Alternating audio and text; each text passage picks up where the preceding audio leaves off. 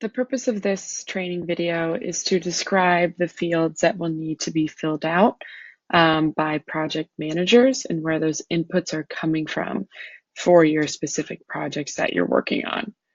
So as you saw in your overview video, if I scroll to the right, this is where the information will actually need to be entered by our Department of Technology PMO. So for these first three sections here, you see that this is specific for BSA. You can go ahead and ignore those as a project manager. Here you can see you will be assigned by Misty. So obviously before assignment, there's nothing you can come in here and do. What will happen is these line items will be copied over from your aggregate intake sheet, and then Misty will go ahead and assign you as a project manager, and you will get notified of that. If we scroll over to the right, you can see that this is required for PMs. You need to name this project based on the project name and the corresponding agency. There's an example provided.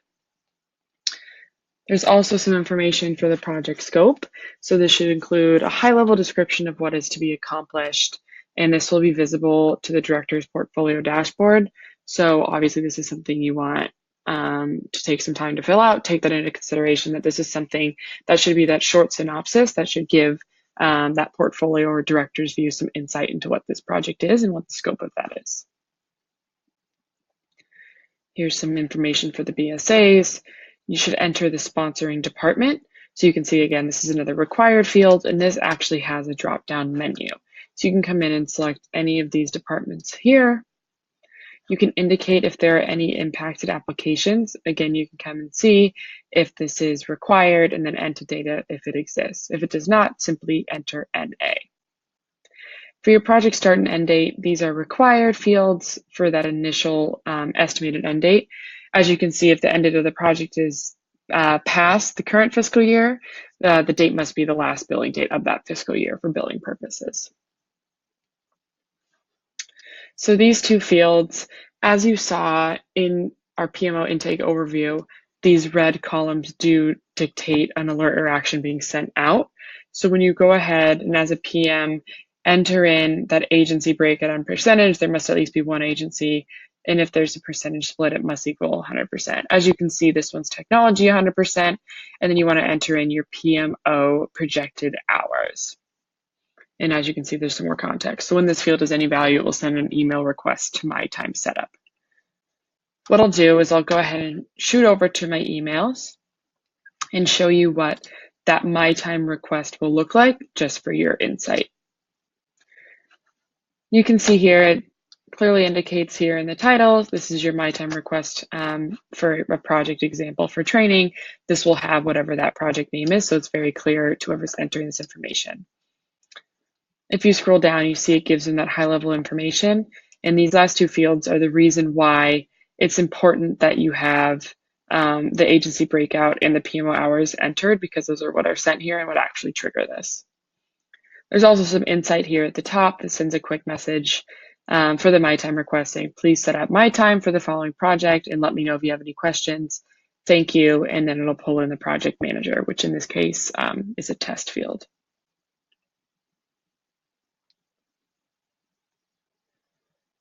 Let me go ahead and go back to our intake sheet. So at this point, you've sent out that my time request. You want to go ahead and enter the project size. You have the option for small, medium, large, extra large. You can see again, required field. And then there's some different options here for the t-shirt sizes. So these are based off of those hours that you enter. Executive sponsor. This sponsor must be at the executive level. Again, just some high level context at the top. Business sponsor must be the business owner of the operation or system. So for this example, I've gone ahead and entered in some dummy data. Again, you can see these are all contacts, so you can go ahead and assign individuals there as needed. To the right, you can see the work type and the project type, and they're separated by these two white columns for BSAs. Where you'll need to focus as a PM or on the work type, there's a drop-down menu here, whether it's project or operations, and then for your project type, you have the unique core or common options. Again, here, required field to be able to select that type with some context as to the different ones. Continuing through, you'll select the business criticality. So 1, 2, 3, 4 high, or 1, 2, 3, or 4, 4 being critical. And then you can enter in some vendor information as well. Again, we hit one of these red columns indicating that a notification will be sent based off of what's entered in this field. So because you've gone ahead and entered in what your target kickoff date is for the kickoff meeting, that's going to send an alert to all of your project stakeholders. So let me go ahead and go back in here. So you can see here in the headline, notification of project start, and then the project name. So all stakeholders will receive that this project has officially started, and you can see the project manager clearly, the name, and then the target date for kickoff meeting. This will give everyone on the team with them listed insight into when that's going to happen. Maybe you're setting up a meeting. This will just give them the context of what this project is. And you can see the project scope is entered as well. So again, the importance of having that so all stakeholders understand what this project is for is key. Continuing through, you want to go ahead and for each of these different options, choose whether a resource is needed or not. So if you can go down here, you have two options, either not applicable or resource needed.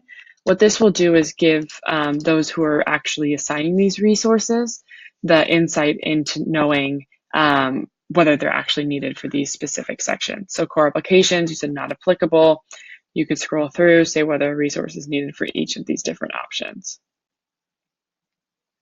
Once you do that, you'll hit another red column here. So this means enter in the due date for the resource assignment, and this will trigger an alert to go out for those resource requests.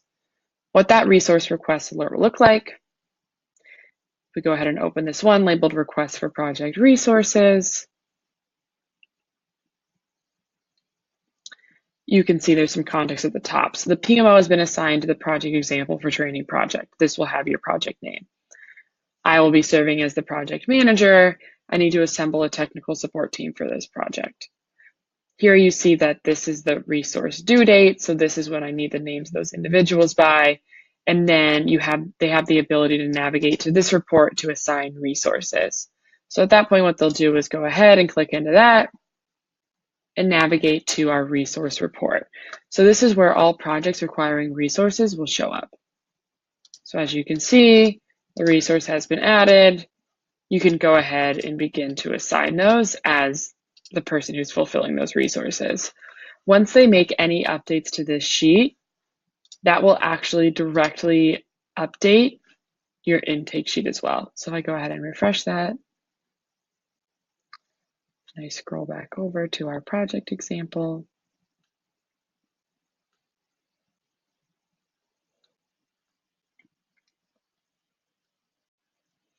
you can see that these resources will begin to get filled based off of that resource request and then them actually entering it into that report.